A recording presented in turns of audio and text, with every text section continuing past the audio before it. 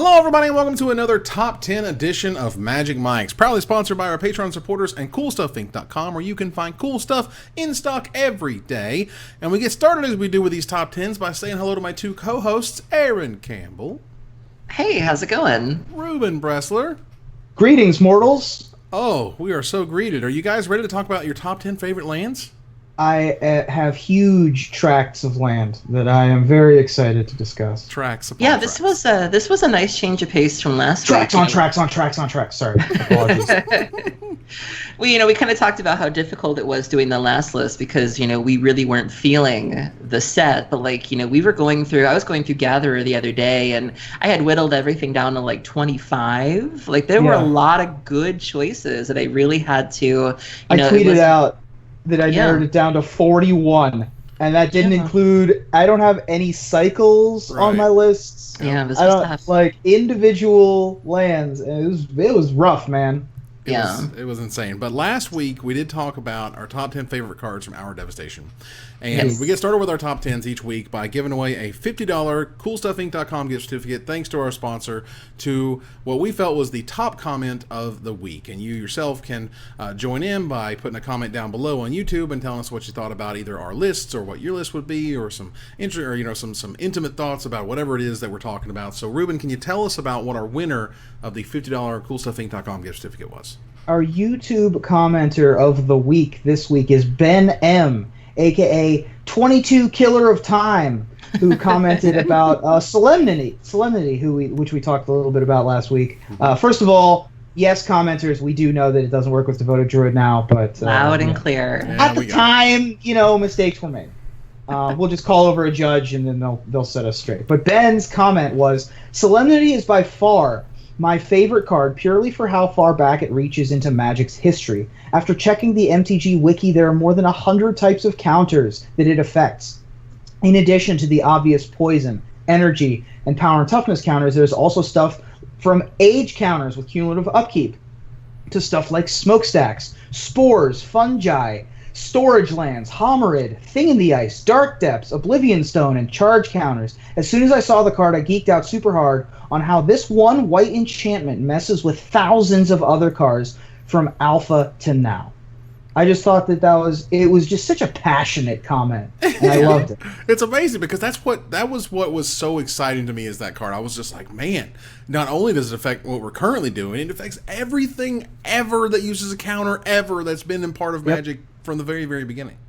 Yeah, and that's the kind of thing that makes doubling season exciting. It makes even something as simple as clock spinning exciting. Is you look at that card and then the decision trees go through your head, and you're like, oh man, I gotta go look up every counter that's ever existed now.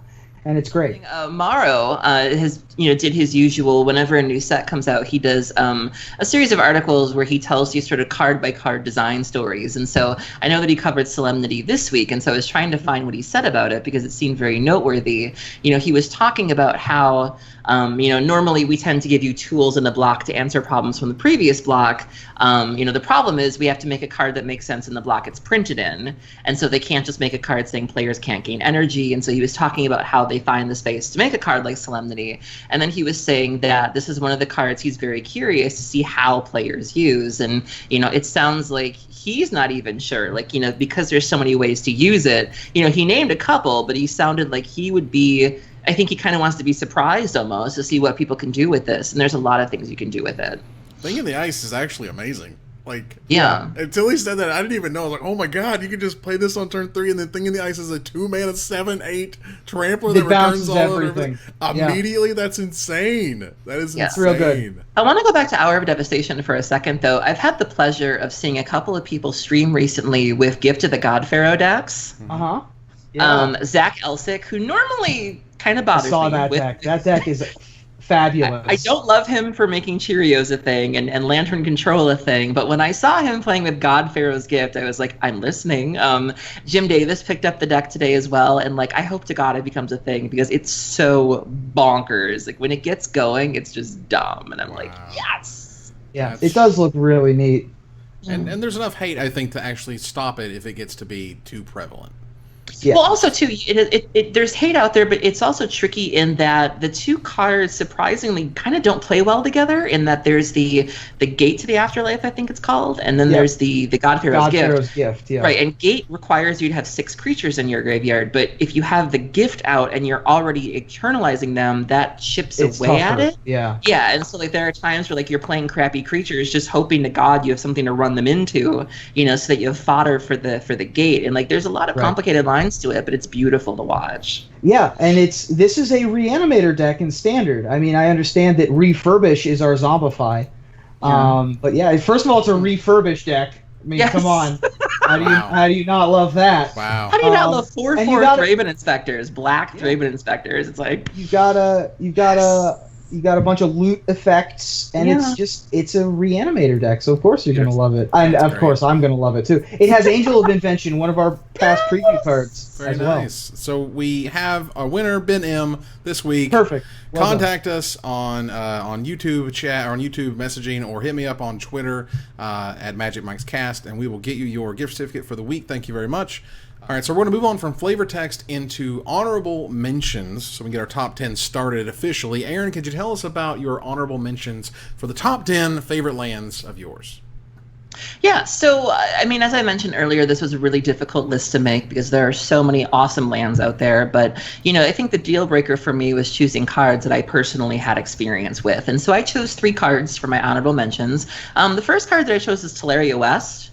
I thought this was a really, really unique card in the fact that it's the only land with transmute that I'm aware of.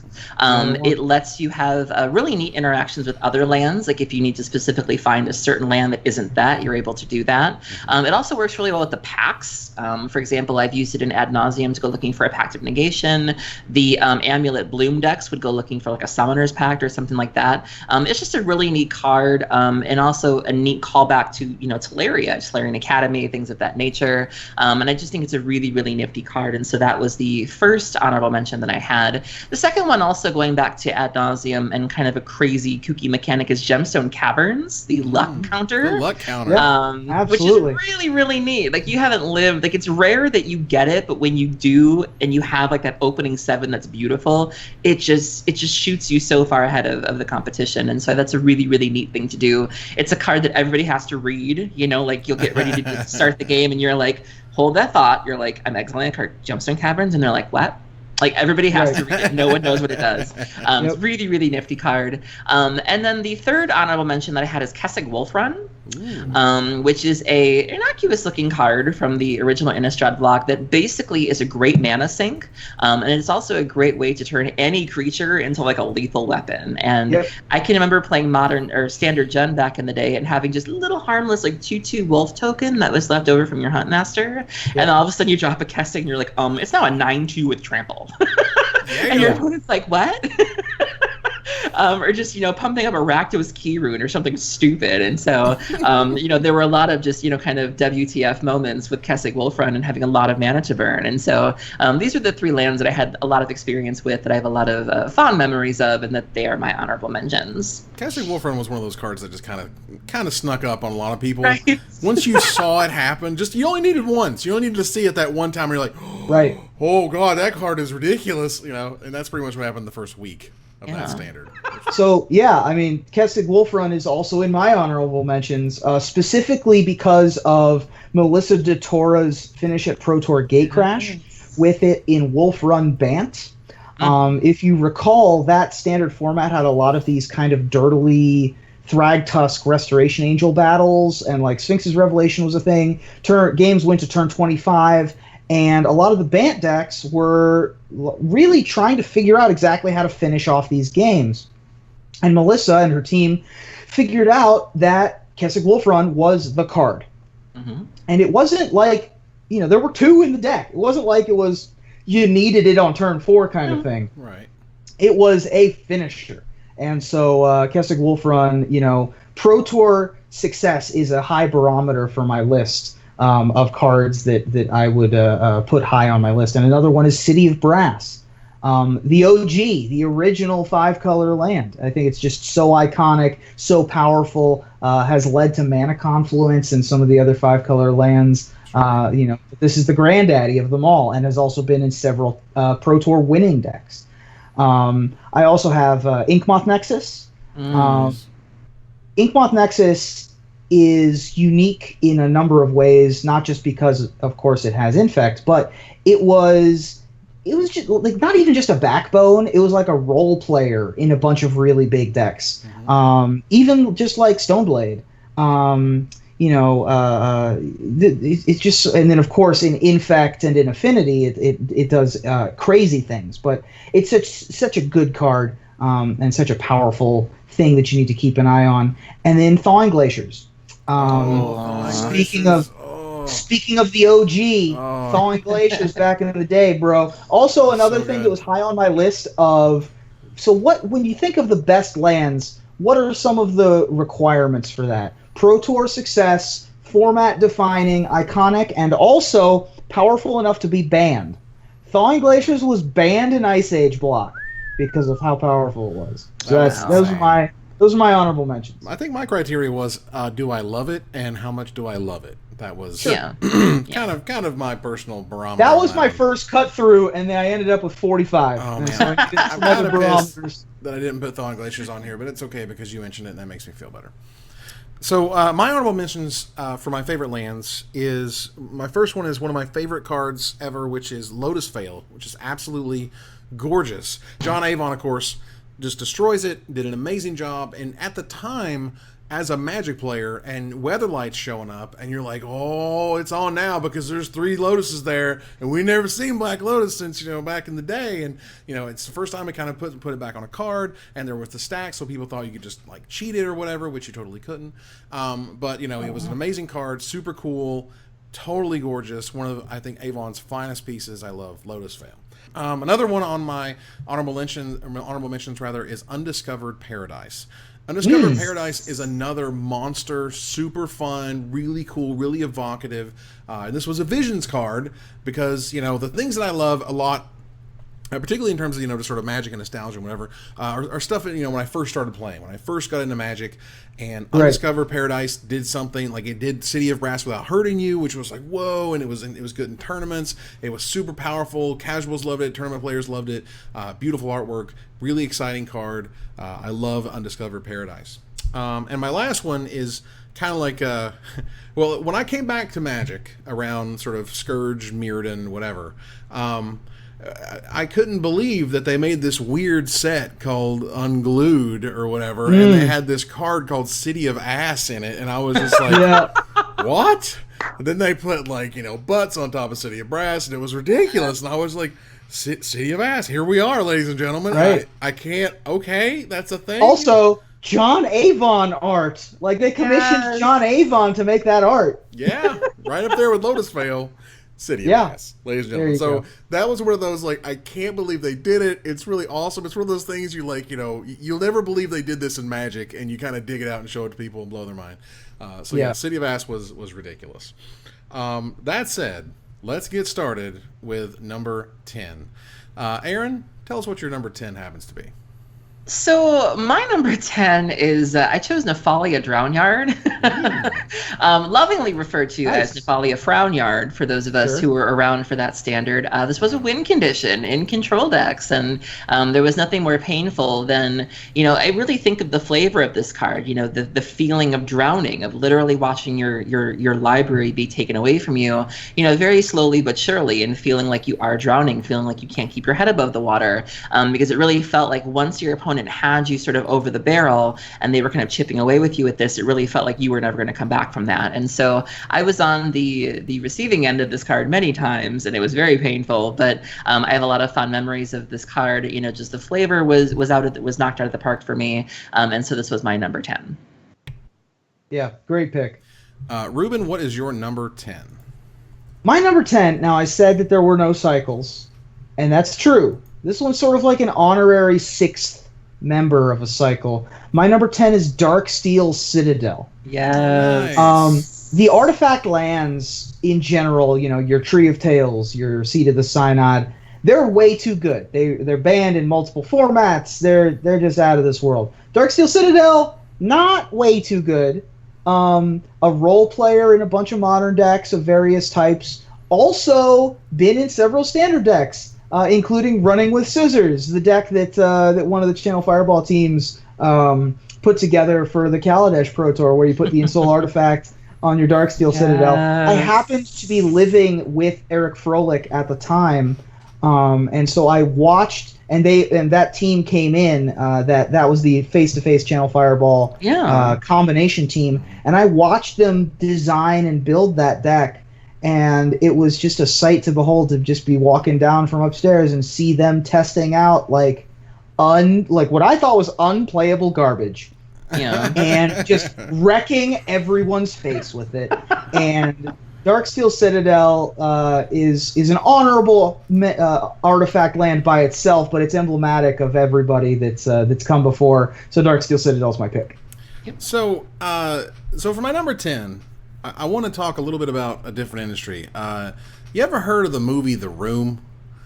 You know how it's like the worst movie of all time? Sorrow's Path is the worst land, if not only the worst card ever. Might be the worst card. It is actually the stone worst. It is so horrible. People have like literally actively tried to win games with it and cannot figure out a path. You get me? Oh, this guy. To victory. B plus. Thank you. And let me tell you, it's one of those things that I love it because it's horrible. It's just like, what happened? What broke during the dark where you were just like, got it. I got this idea for a land. It's going to be great. It does nothing except hurt you. It is the worst. Oh God, it's so great. It's so great because it's terrible. Just like, again, The Room. Some of the schlocky movies from the 80s, they're great because they're bad, and Sorrow's Path for me is great because it's terrible. It's just atrocious. It has a sub 1 rating out of 5 stars on Gatherer. Oh. Wow. All right. So, Ruben, let's move on here to number 9. What is your number 9? My number 9. Now, I said that format dominance is an important thing. Multiple format dominance, iconicness, Pro Tour success, and being forced to be banned were some of my credentials. In addition to that, having a little bit of nostalgia associated with this card because it was we discussed this card Nick Miller and I discussed this card on the very first episode that we substituted on the Magic Show for. We did a Future Sight preview show, and we talked about Grove of the Burn Willows a little bit, and we were so confused as to why this card existed. You're like, red and green? Why would you want red and green to make your opponent gain life? And then turns out they printed more Magic cards and made it make more sense. Now, Grove of the Burn Willows itself isn't banned, but it did cause Punishing Fire to be banned in Modern.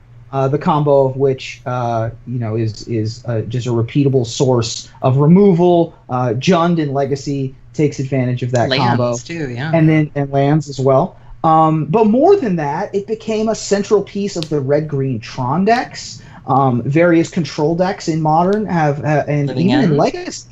Yeah, and Legacy also uses it because it's a combo deck as well. And it's just such a unique card. It's gorgeous. I don't think we've been to the world where the Grove of the Burn Willows exists yet. But all of the arts of all of the Groves of the Burn Willows are beautiful.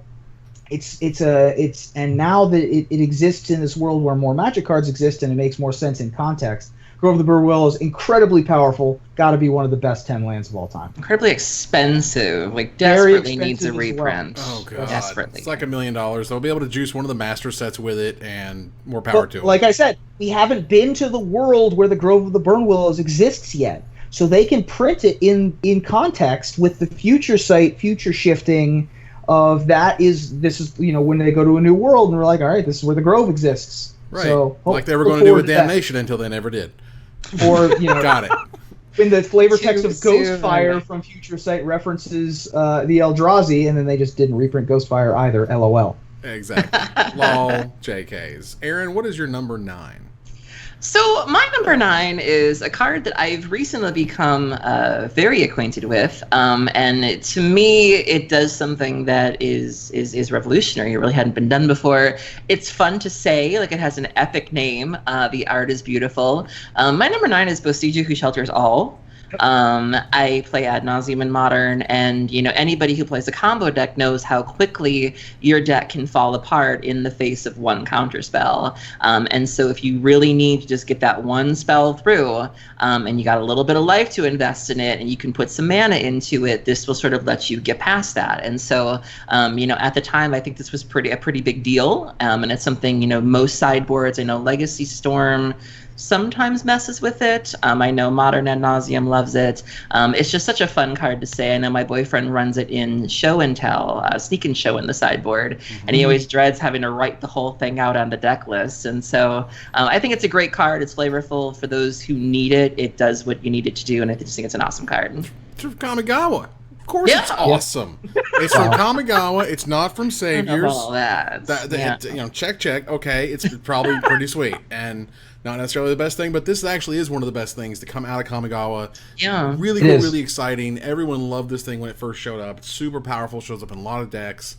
One of those first cards that when I saw it, I was like, man, I think this card's good. Like, I hope this card's good. And it was good. I was like, hey. It's like, oh my God, I could actually maybe predict a little bit of what a good, decent card looks like. Which was tough because Kamigawa. It was rough. So my number 9 is one of my cube favorites. And a card that I just love to play. Super powerful, super good. Volrath Stronghold is a monster of a card. Just a beautiful, wonderful package of non-stop terror for those who can't shut it down.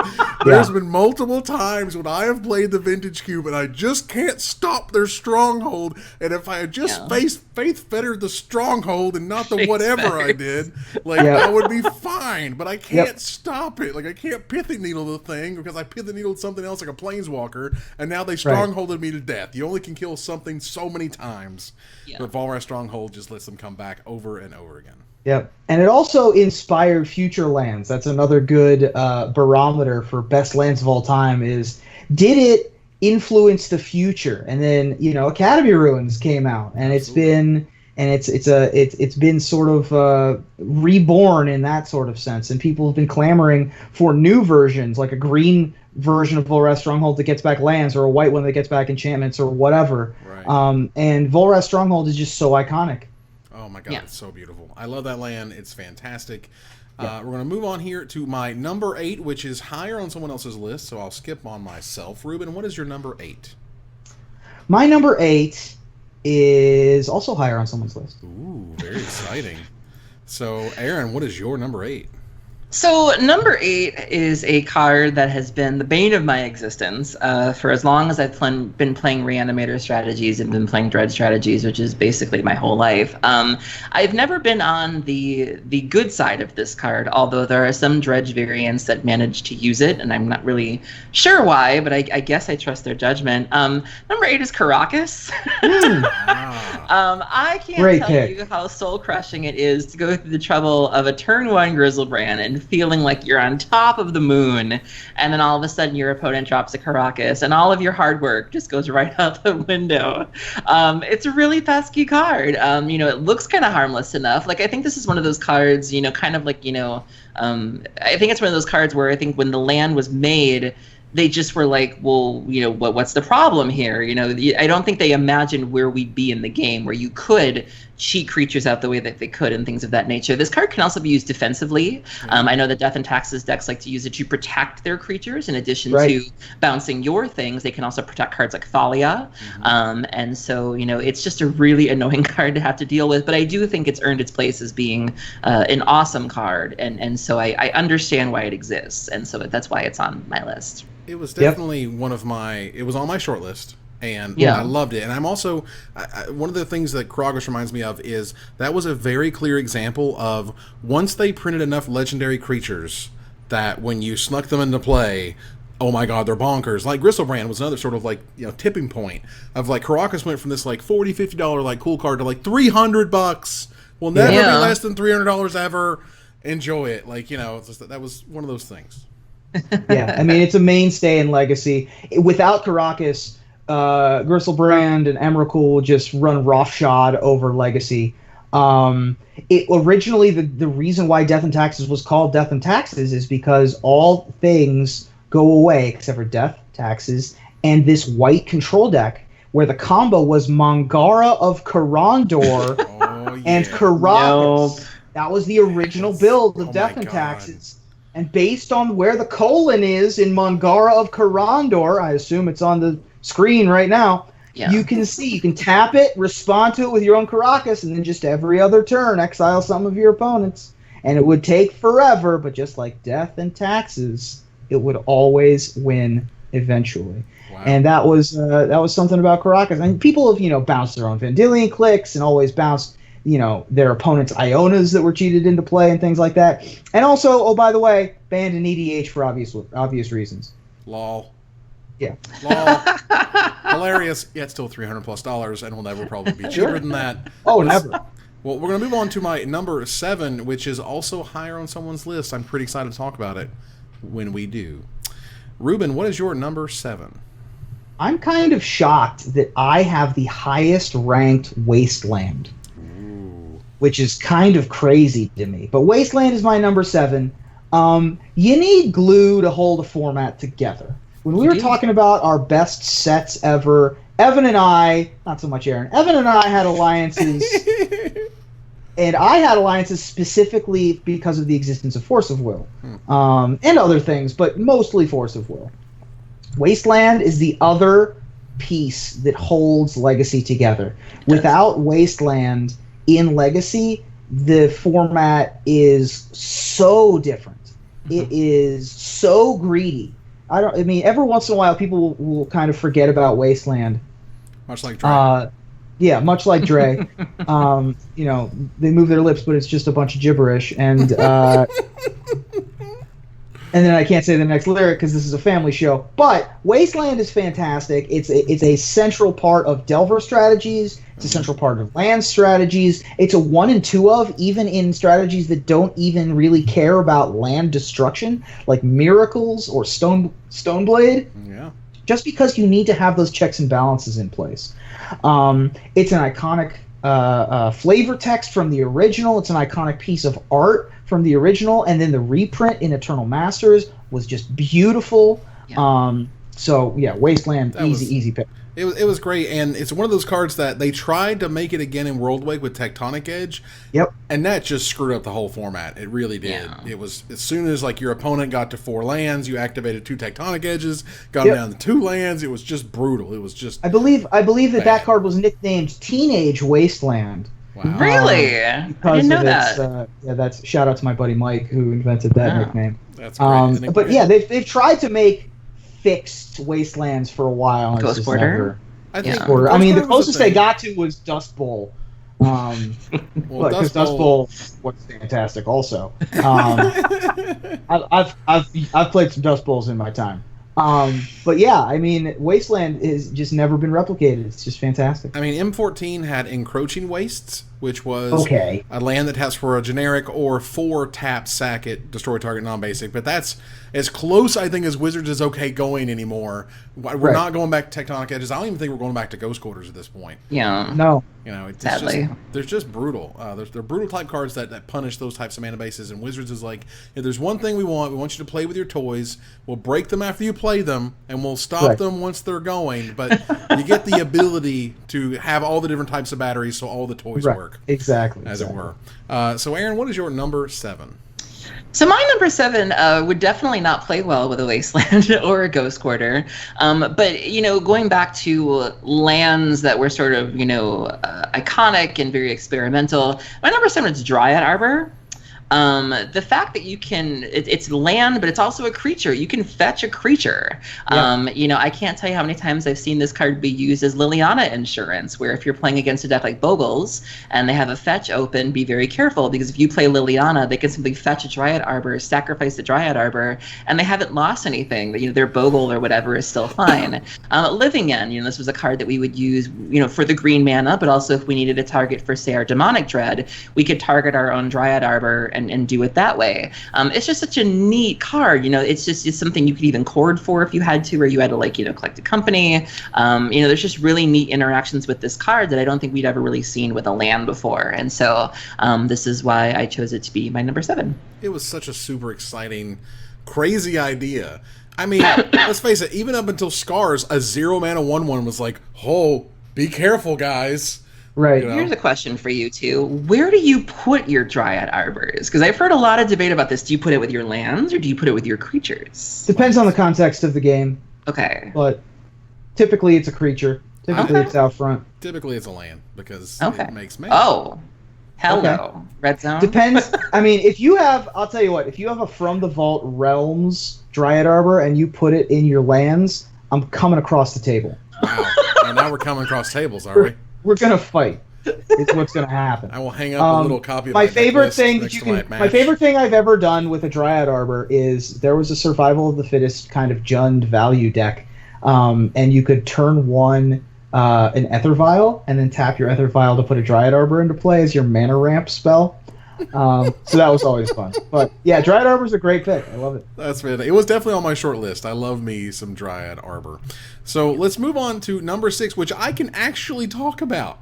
I'm really excited about it. My number 6 here is Reflecting Pool. Now, Reflecting Pool is a very exciting, a very fun card. They brought it back for, I believe it was Shadowmoor. It was. Yeah. Yeah, and the card basically blew out their multi-hybrid, colorless hybrid stuff. It made decks with like 4 green mana and 3 blue mana and 2 white mana exist together and be the best thing in Standard. It was amazing. Now, it was great in Tempest. Don't get me wrong, but between the Vivid Lands, which gave you any color of mana, and Reflecting Pool, which could now make any color because of Vivid Lands could make any color, regardless of whether they have counters on them, whew, that just mesh of ridiculous, overpowered land turned this thing into one of the greatest multicolor lands of all time. It was amazing what it did back in the day. It was the quick and toast thing that it did in Shadowmoor. In addition to what you could even do back in Tempest, you had City of Brass, and then Gemstone Mine came the set before as well. Yeah, Weatherlight. So right. you could very easily turn on your Reflecting Pools.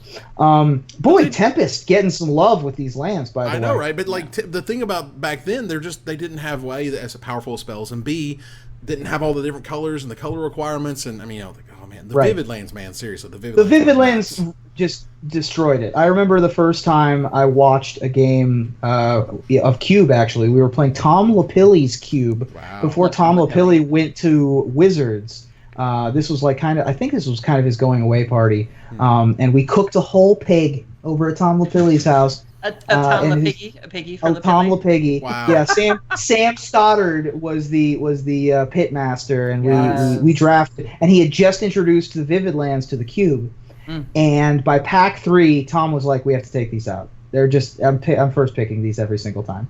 They're too good." Fact. Whenever I hear Tom Lapilli's name, I immediately think of that Lil Wayne song, "A Millie." I just hear Lapilli, Lapilli, Lapilli. It's a weird little thing I have. So.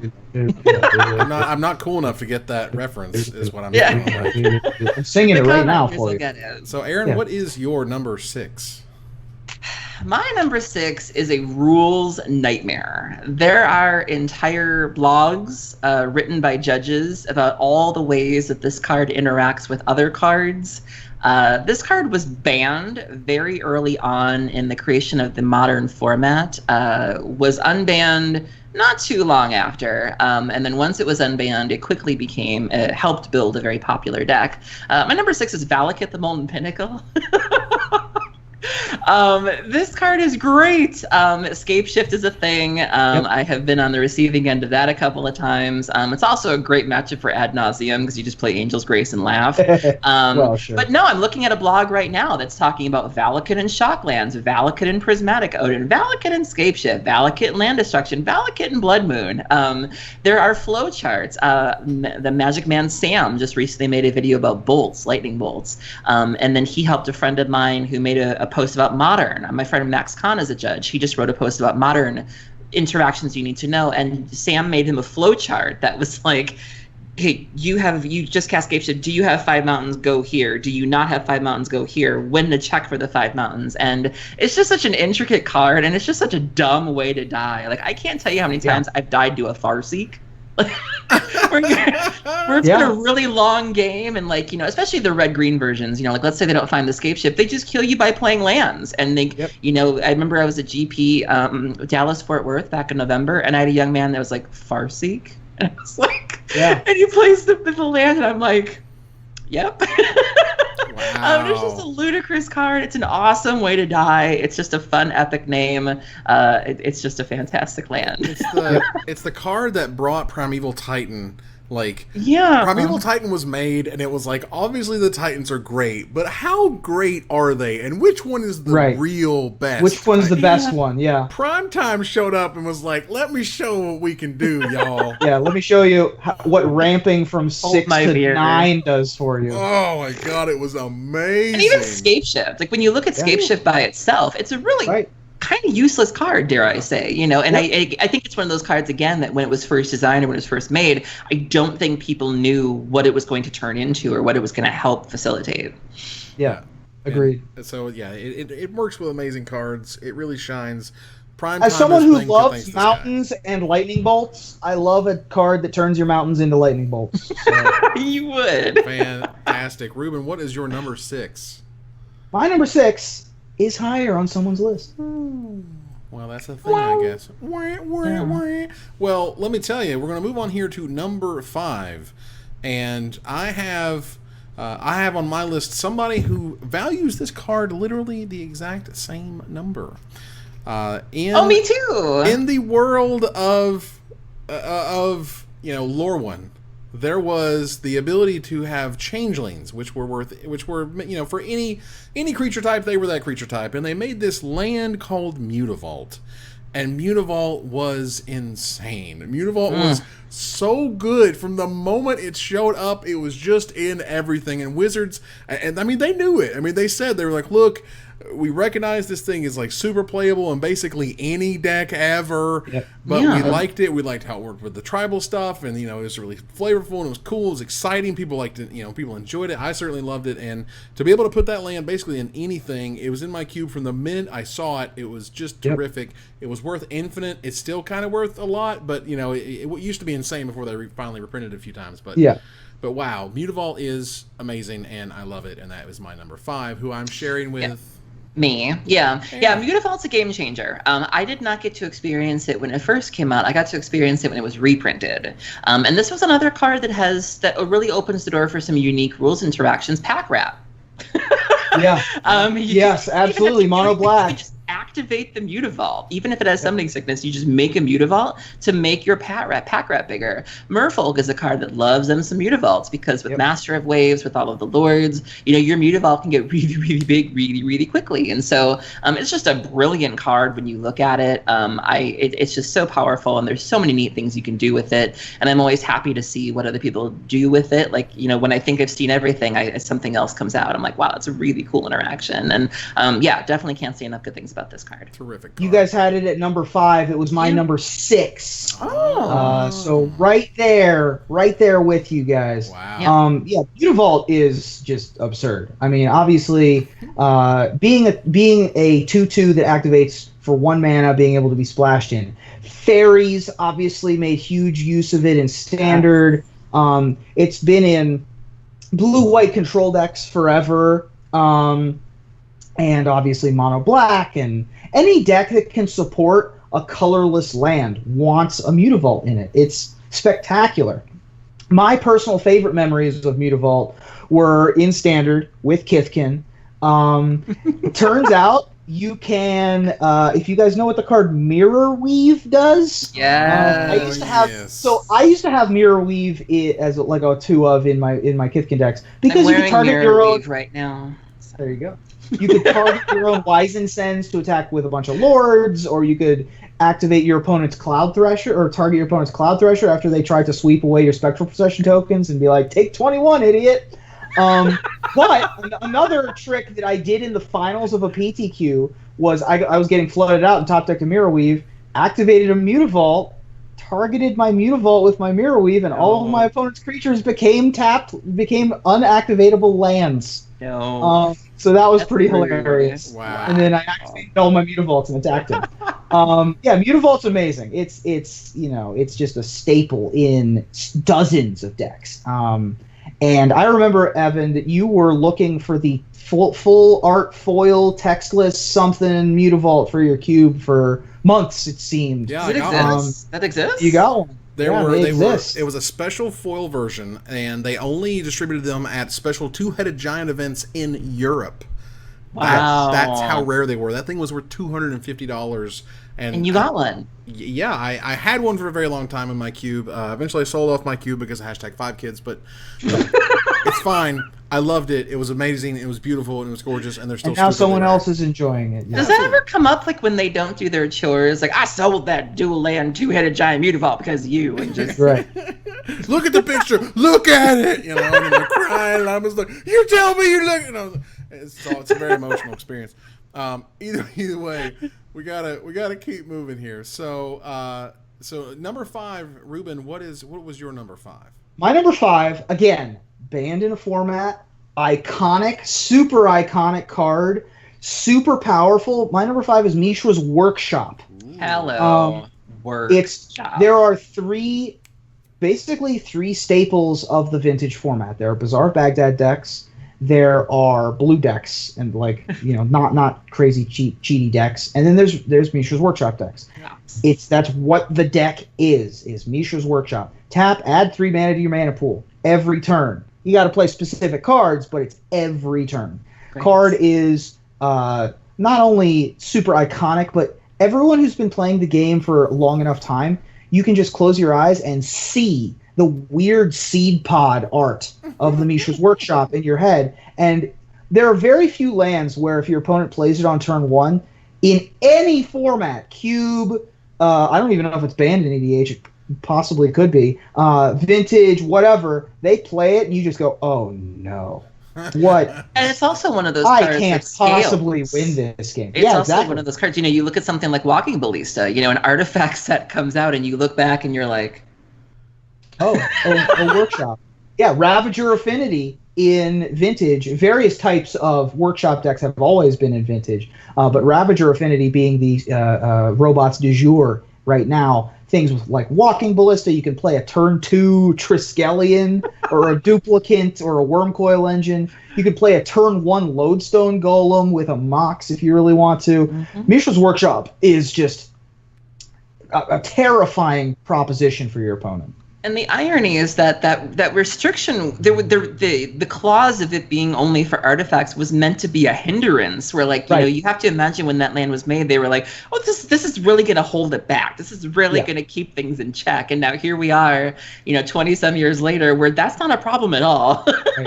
And in fact, this makes it that much more exciting. Right. Exactly. The artifacts show up, and you're like, "Oh, that thing costs 3 mana." Let me see if I can fit in the mosaic of stupid things I do in Vintage with this card. Exactly. Yeah. And there's always that question of will they ban Workshop in Vintage? And it feels very much like Brainstorm and Legacy.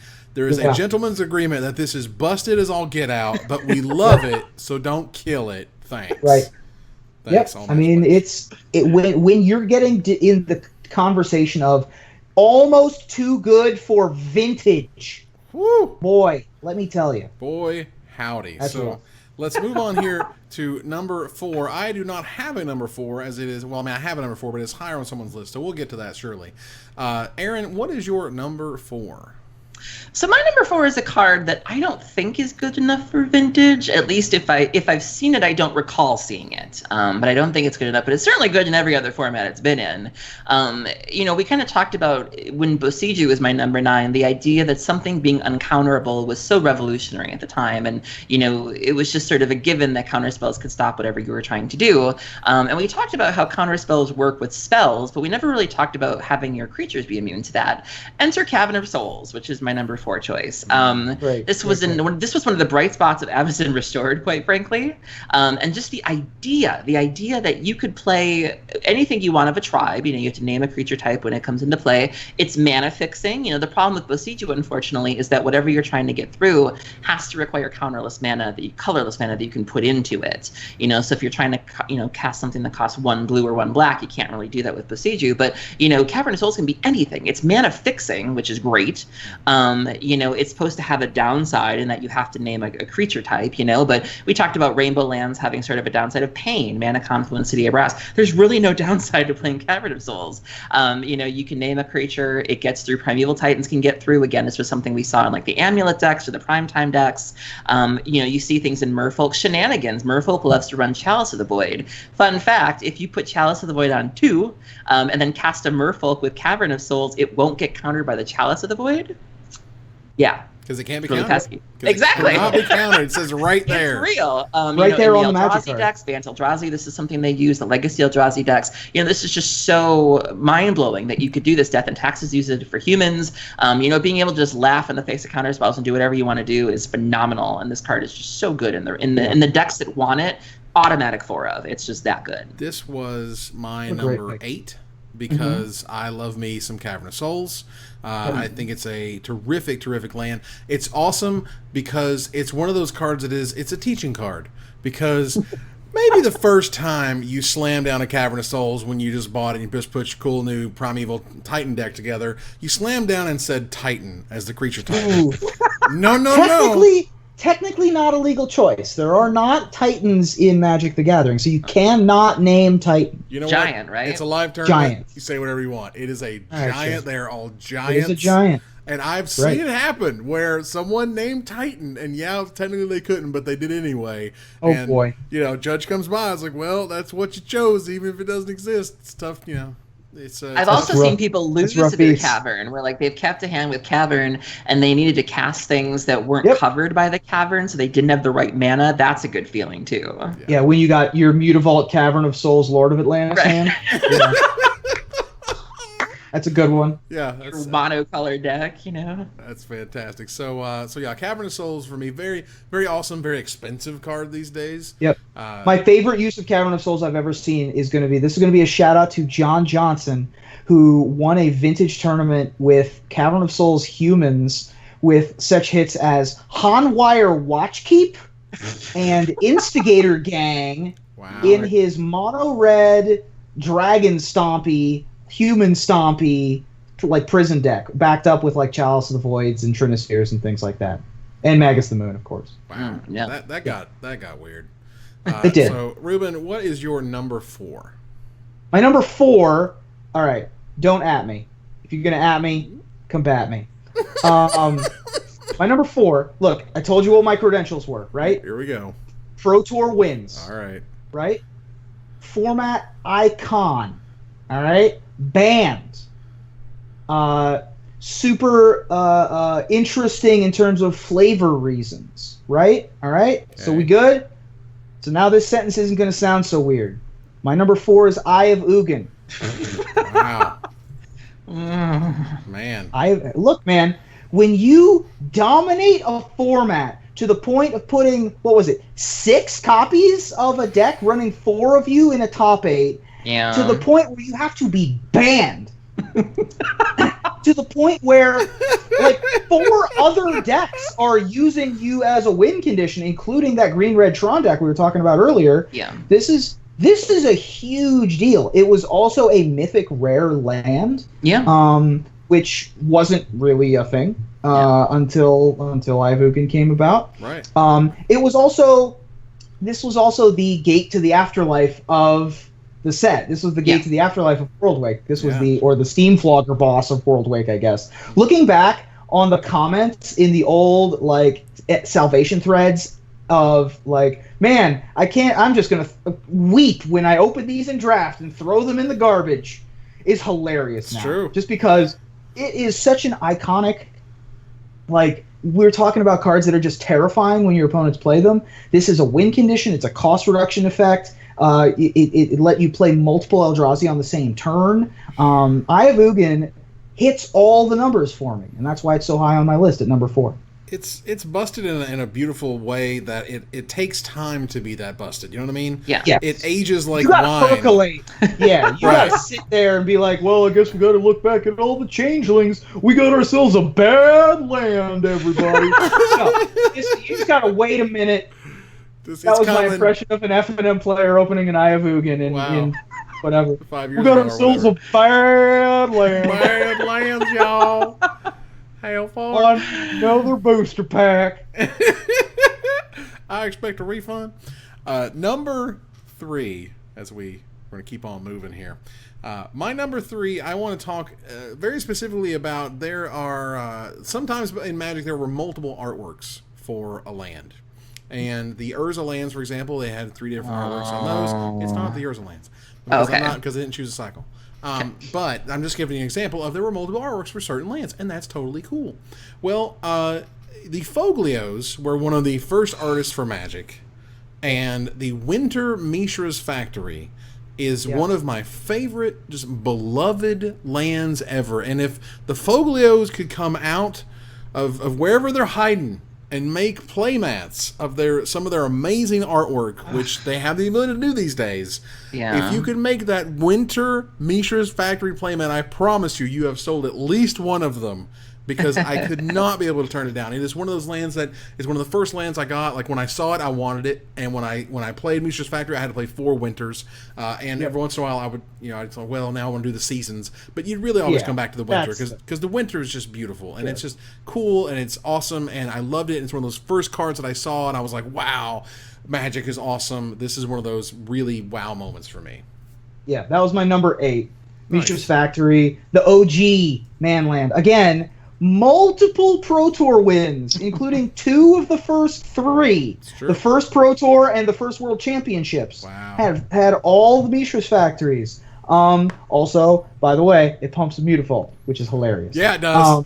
Also, Inkmoth Nexus pumps Beautiful, now that I think Yeah. about it. But, Mishra's Factory, the OG, just artifact creature being relevant, being able to pump its second copy to make it a 3/3 is relevant.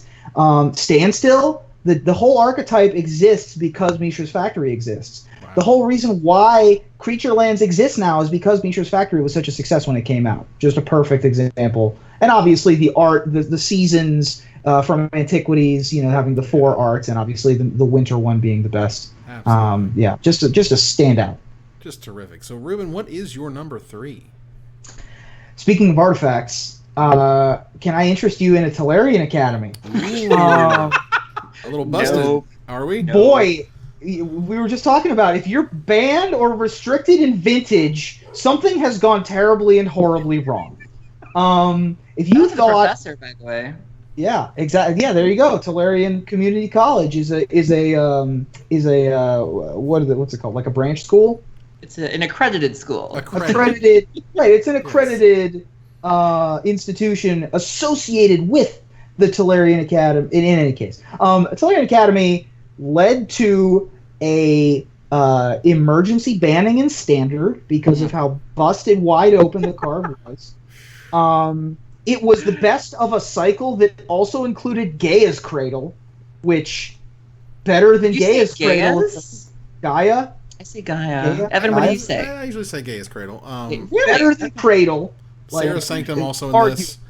Sarah Sanctum also the third of the and then Phyrexian Tower and Shivan Gorge getting the short end of the stick. But Tolarian Academy not only winning Pro Tours, right? Winning huge events, format defining, cube institution, and also just a Dominarian institution, leading to Academy Ruins and Tolaria West, which were referenced later, being where Baron Master Wizard and Rain Academy Chancellor worked. Just Rain. all of the various threads that lead from the Tolarian Academy are just such a huge deal. And it's also a central piece to the story of the Urza's block and the time rift that occurred.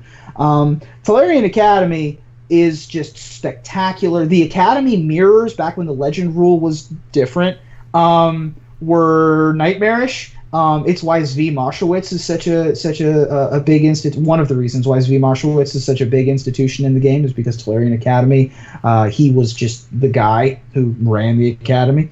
It's perfect on all accounts. It's just so good. It's busted. It's busted. It's crazy that it's like, if there was ever one card, now I mean, granted, they didn't do a lot of development at the time, sure. And I researched most of this stuff out because, they clearly didn't.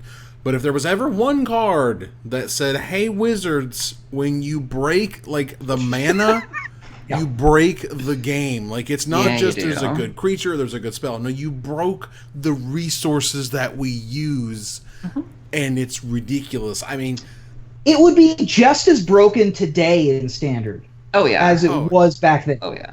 The card is bananas. Not close, remotely close to fair. Number 3 for Aaron, what would that be? So this card is currently banned in a format, and this card, I'm gonna possibly open up a red zone here. This card makes way for the baddest fetch in the multiverse. Not Emrakul. Merit Lage, y'all. Dark Depths is my number 3. Nice. This card is just flavor. Like, when you look at it, you're looking at it, Cold Snap, one of the few good things that come out of Cold Snap, Legendary Snowland, you're literally thawing her out of this ice that she's in, and it's a she. Let's not front. 2020 black legendary avatar creature with flying. And if that's not even enough for you, what more could you possibly need? Oh yeah, indestructible. Yeah. It's insane. And when you look at it in formats like, Legacy, it's banned in Modern for good reason, but, you pair it up with something like Vampire Hexmage, you pair it up with Thespian Stage. There's so many ways to break this card, and it's just fantastic. It's just one of those things where the minute you see that, unless you've got swords or you've got Diabolic Edict or something, you might as well just go home. Like, it's just so great. And I love the flavor behind it of literally thawing out the creature. I love that she's just so bad. Like, if you read about Merit Lage, she's really kind of an interesting character. And, I was one of the few people, I have to admit, I was one of the people who was kind of hoping she was the mystery behind Innistrad. And yeah, I was one of those people. I was a Merit Lage truther. I freely admit that. But I would love to see them do something with her at some point. Is there any way, does she have anything to do with Dominaria or no? I have no idea. I mean, like, first of all, I didn't even know, like, behind the large squiggly bits, there was actually a persona or something. Yeah. Like, I thought it was just a big scary here she is, monster. Who came to be imprisoned on Dominaria at some point before the Ice Age. Wizards. Uh-oh. Give us Merit Lage. Give us an actual big bad. Well, it turns out that Dark Depths was my number 7. Yeah. Because this land is ridiculous. Jerry Thompson broke an entire extended format around this card. Yeah. And that was his token from his invitational win. Like, it comes and it goes. It's one of those things, like, Cold Snap was terrible, but at least this land was super sweet and super fun and exciting. And Hexmage plus Dark Depths was a thing for far too long, just like Sensei's Divine Top and extended in other formats far too long. They started reanimating it now. There's a deck that's picking up steam. A young man named Bob Wong, who's a legacy specialist. He's been running Dark Depths Reanimator, where the plan is, just the normal Reanimator plan. I'll get you a Grizzle Daddy, get you a Tight Spot, whatever. But your plan B is just reanimate a Hexmage and just be like, whoop, and like. That's awesome. There's also in Vintage. That's also a sideboard plan in the Pitch Dredge matchups where, it's not uncommon for your opponents to bring in 6 pieces of Graveyard Hate. And what better way to get around Graveyard Hate than, whoop, there's your 2020. Like, nice cage, brah. Wow. Yeah, let me show you what land can do. This is another one of those lands, though, that's like, we got ourselves a bad land, everybody. Cold Snap boxes are worth $3, and they were worth $3, like, since they came out.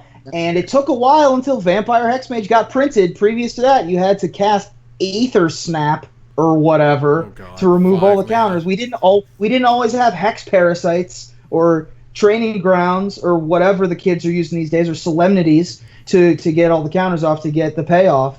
I've paid retail for a Merit Lage before. I've been like, Dark Depths go, pay 3 mana at the end of the turn, untap, play an Urborg, remove 2 counters. It happens. This one's definitely a good pick. It's an iconic card from Cold Snap. Certainly format defining.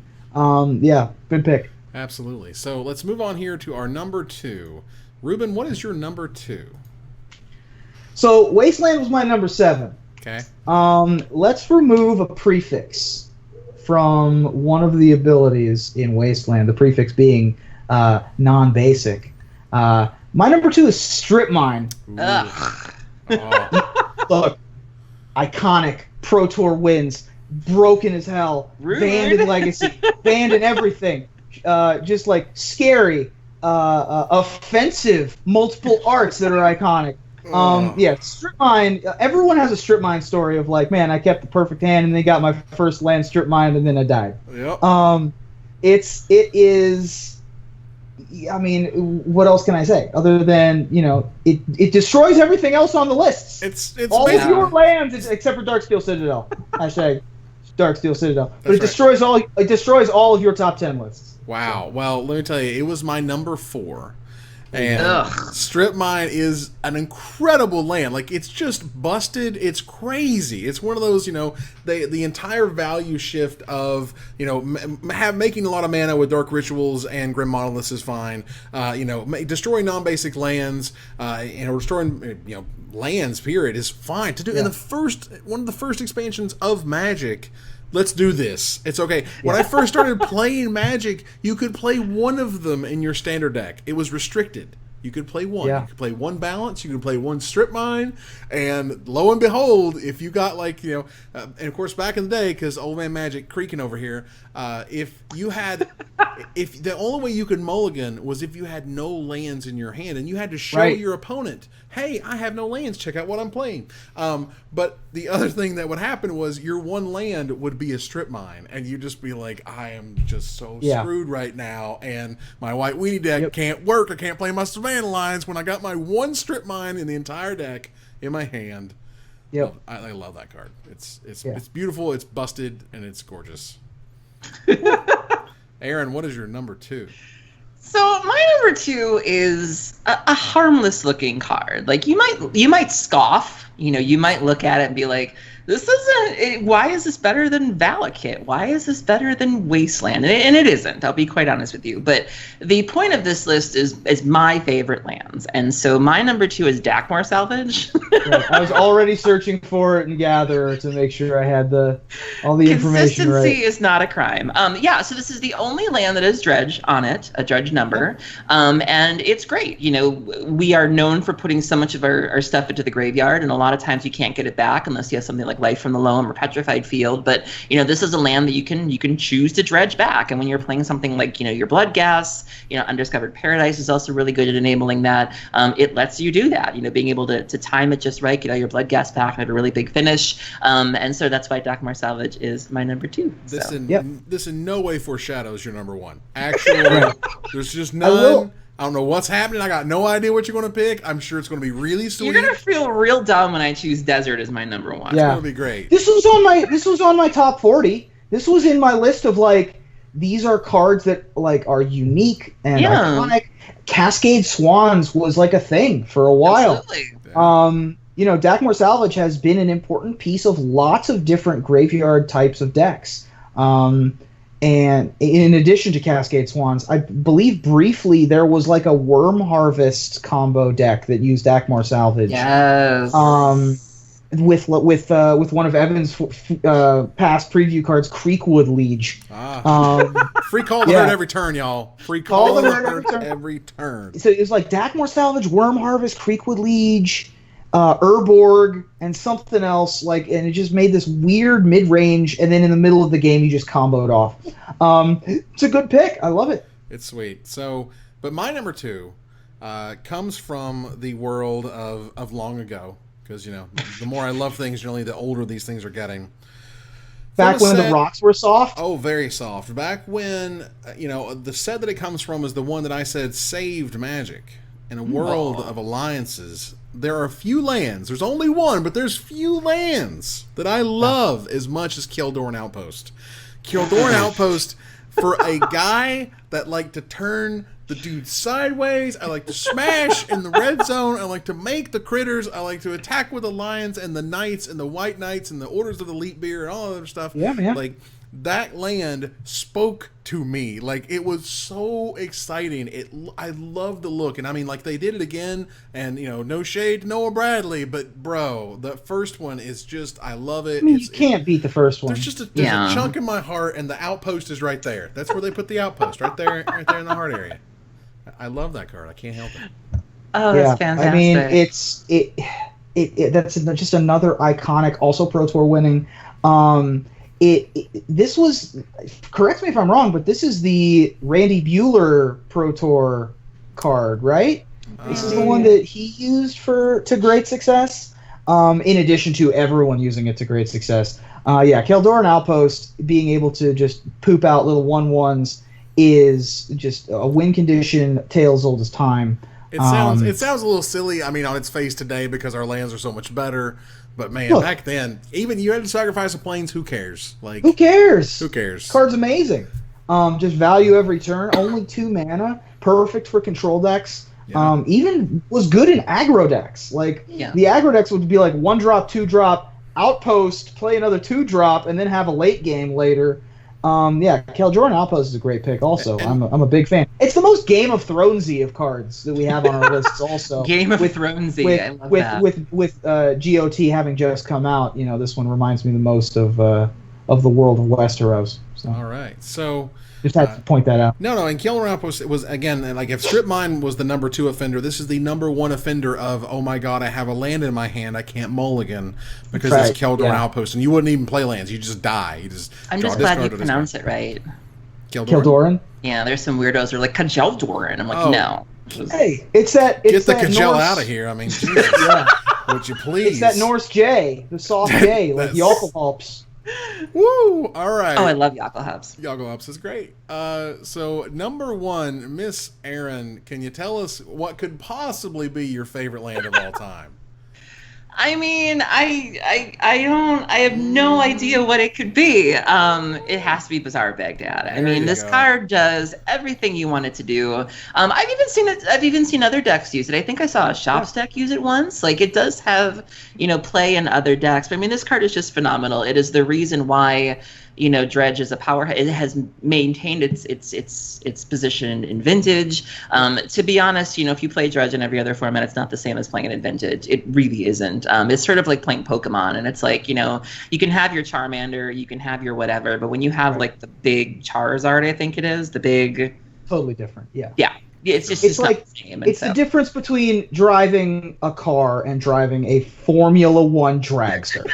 Like, it is literally night and day. Yeah, exactly. It is night and day. It's a beautiful card. The power behind it, it allows you to keep hands that you would normally never dream of keeping because you know that you can dig into it. You can dig into things that you need. There's a reason why it's as expensive as it is. I like to think of it in terms of the Outcast song. There's a song Bombs Over Baghdad. I like to do Bazaar of Baghdad. I'm a big old weirdo. Yes. But I love this card. It has made me the happiest I've ever been playing Magic the Gathering, and I just can't say enough about it. So. I knew we were going to talk about this. Had I put Bazaar on my list, I would have put it at number 4, right next to Mishra's Workshop. Banned in Legacy, it's the same. It's iconic. It is a pillar of Vintage. It is banned in Legacy. It is terrifying to play against. It is, it's just a really good example of just a best land ever. Yeah, it's completely busted. And even if, when they blew it up to playmat size, looks a little weird. It looks a little weird. It's looking a little 94-ish. You know what I'm saying? Yeah. Looking a little broad Bazaars strokes. Can't be choosers, Evan. Bazaars can't be choosers. Just wow. It does. To be fair, it does look a little bizarre.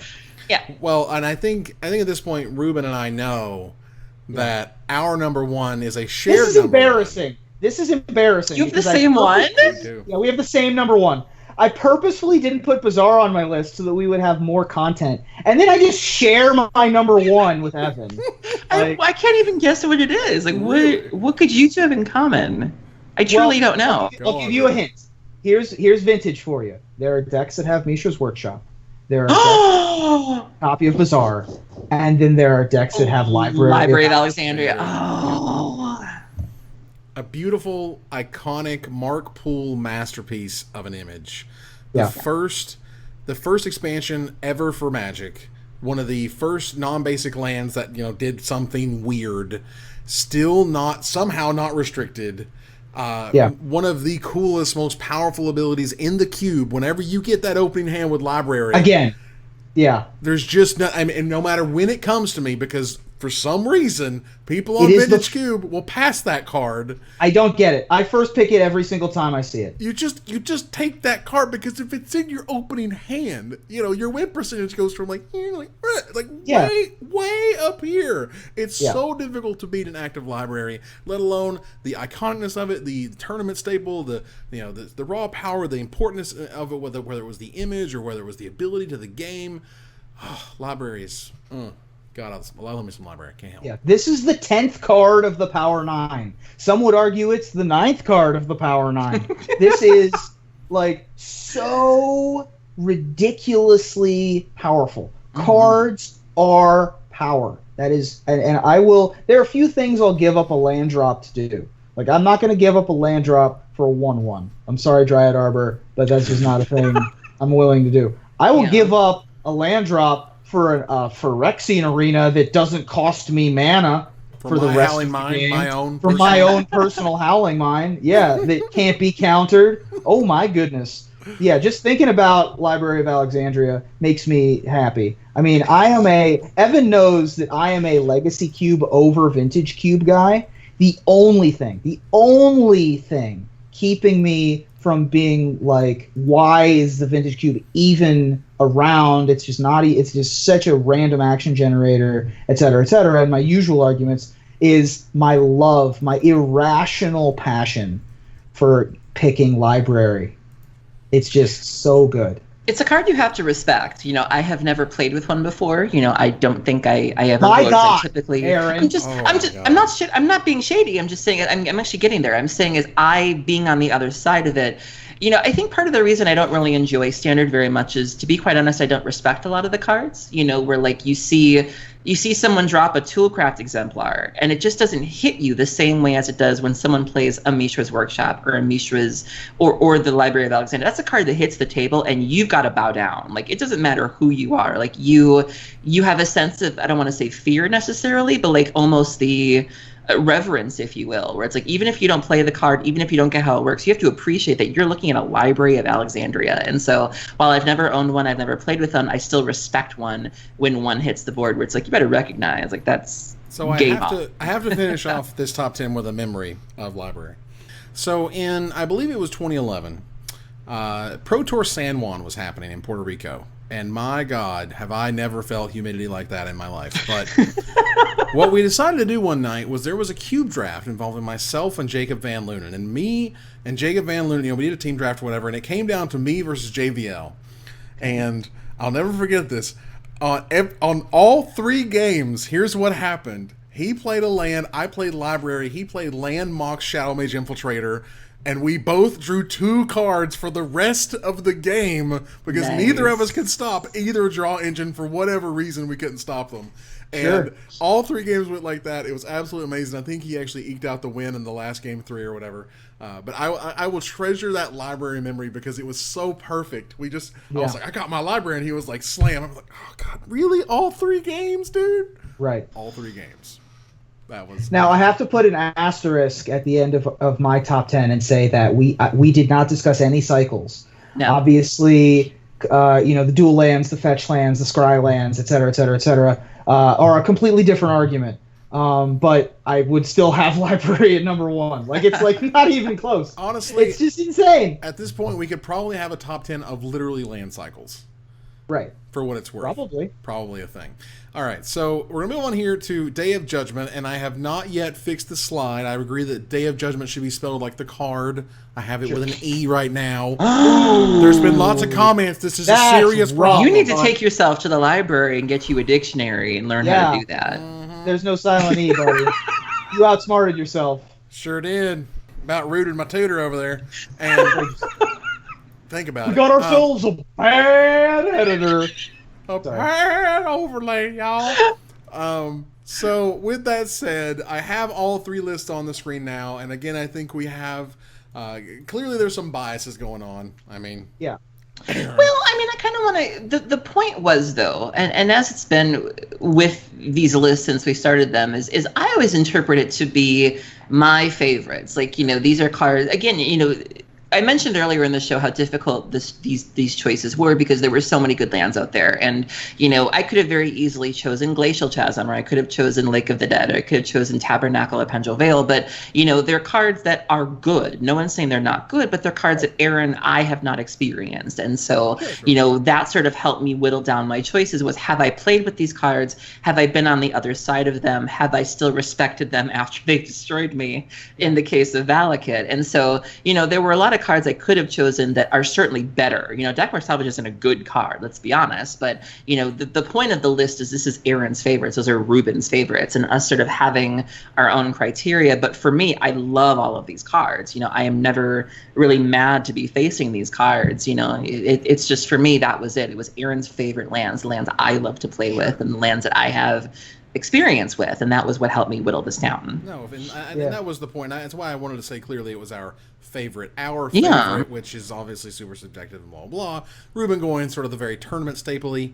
Me with a mix of, for God's sake, I have Sorrow's Path on my list. You guys had some wild swings. Again, in there. I'm gonna be the guy that's got to be like, you guys had some real number twos at number 2. Both of you had some real ruin rats at number 2. Shout out to whoever made that of you. That was beautiful. Yeah, that's my Twitter avatar now. You got the ruin rat. It's insane. Yeah.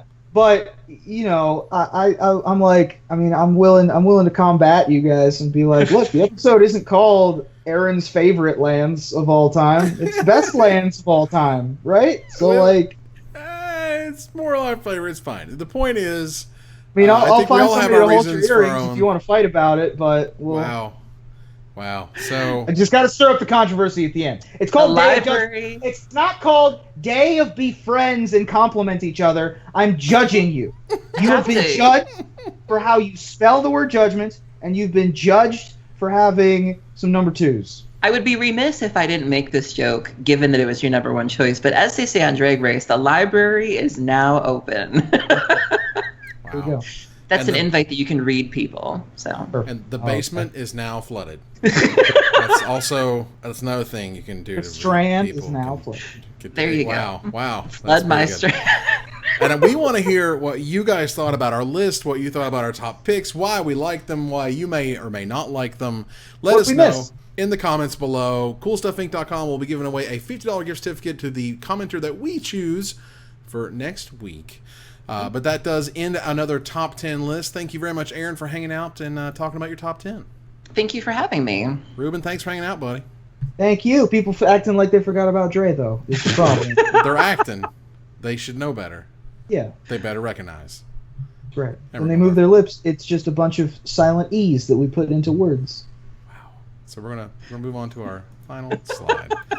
So I want to thank our sponsor, CoolStuffInc.com, our Patreon supporters, my co-hosts Aaron Campbell and Ruben Bressler. You guys for watching. I hope you support us at Patreon.com/MagicMikes. Visit our website at MagicMikesPodcast.com that exists thanks to our Patreon supporters. Or follow, like, tweet, favorite, share, subscribe to all the things social that tell people that we exist. Catch us online at Twitch.tv/MagicMikes, on Twitter at MagicMikesCast, on Reddit at Reddit.com/r/MagicMikes, on Facebook at Facebook.com/MagicMikes. Talk to us privately at MagicMikesPodcast@gmail.com. Follow the audio-only podcast at MagicMikesPodcast.libsyn.com, or find us on iTunes, or join us here next week for another top 10 episode of Magic Mikes. Good night, everybody.